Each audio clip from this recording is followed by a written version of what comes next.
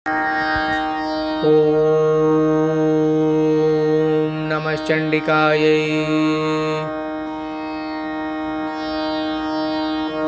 ओम उत्तप्त हेमरुचिरां रविचन्द्रवहनिनेत्रां धनुश्शरयुताङ्कुशपाशशूलं रम्यैर्भुजैश्च ददतीं शिवशक्तिरूपां कामेश्वरीं हृदि भजामि धृतेन्दुलेखाम्।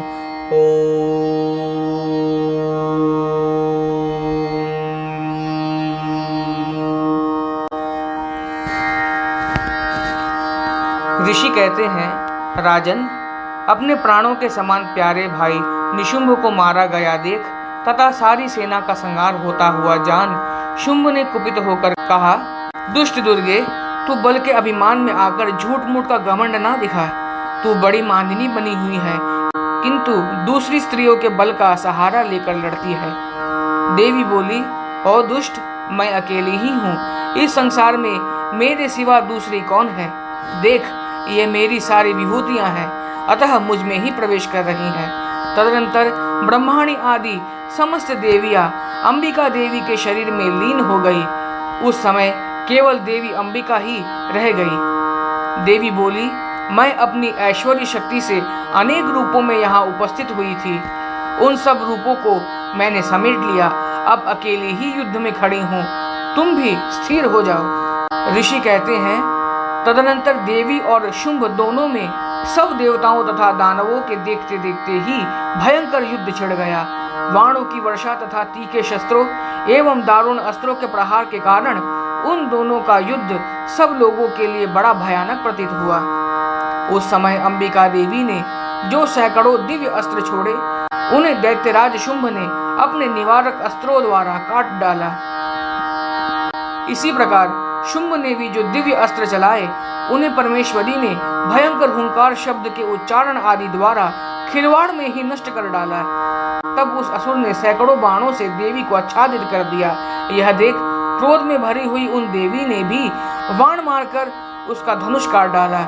धनुष कट जाने पर फिर दैत्यराज शक्ति हाथ में ली, किंतु देवी ने चक्र से उसके हाथ की शक्ति को भी काट गिराया। तत्पश्चात दैत्यों के स्वामी शुंभ ने 100 चांद वाली चमकती हुई ढाल और तलवार हाथ में ले उस समय देवी पर धावा किया। उसके आते ही चंडिका ने अपने धनुष से छोड़े हुए तीखे बाणों द्वारा उसकी सूर्य किरणों के समान उज्जवल ढाल और तलवार को काट डाला। फिर उस दैत्य के घोड़े और सारथी भी मारे गए। धनुष तो पहले ही कट चुका था। अब उसने अंबिका को मारने के लिए उद्यत होकर भयंकर मुदगर हाथ में ले लिया। उसे आते देख देवी ने अपने तीक्ष्ण बाणों से उसका मुदगर भी काट गिराया।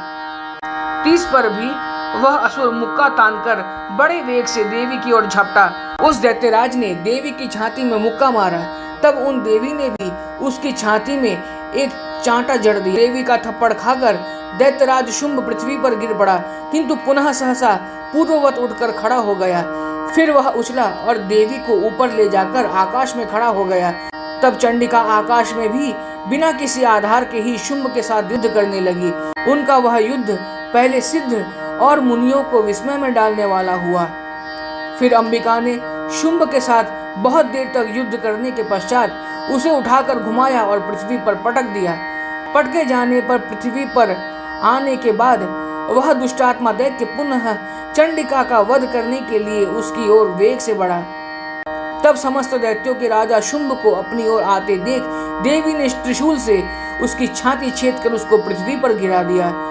देवी के शूल की धार से घायल होने पर उसके प्राण पखेरु उड़ गए और वह समुद्रों, द्वीपों और पर्वतों सहित समूची पृथ्वी को कंपाता हुआ भूमि पर गिर पड़ा। तदनंतर उस दुरात्मा के मारे जाने पर संपूर्ण जगत प्रसन्न एवं पूर्ण स्वस्थ हो गया तथा आकाश स्वच्छ दिखाई देने लगा।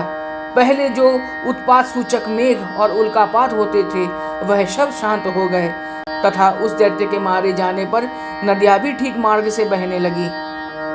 उस समय शुंभ की मृत्यु के बाद संपूर्ण देवताओं का हृदय हर्ष से भर गया और गंधर्वगण मधुर गीत गाने लगे।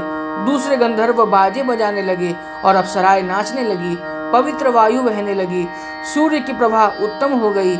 अग्निशाला की बुझी हुई आग अपने आप ही प्रज्वलित हो उठी तथा संपूर्ण दिशाओं के भयंकर शब्द शांत हो गए। ओम नमः चंडिकायै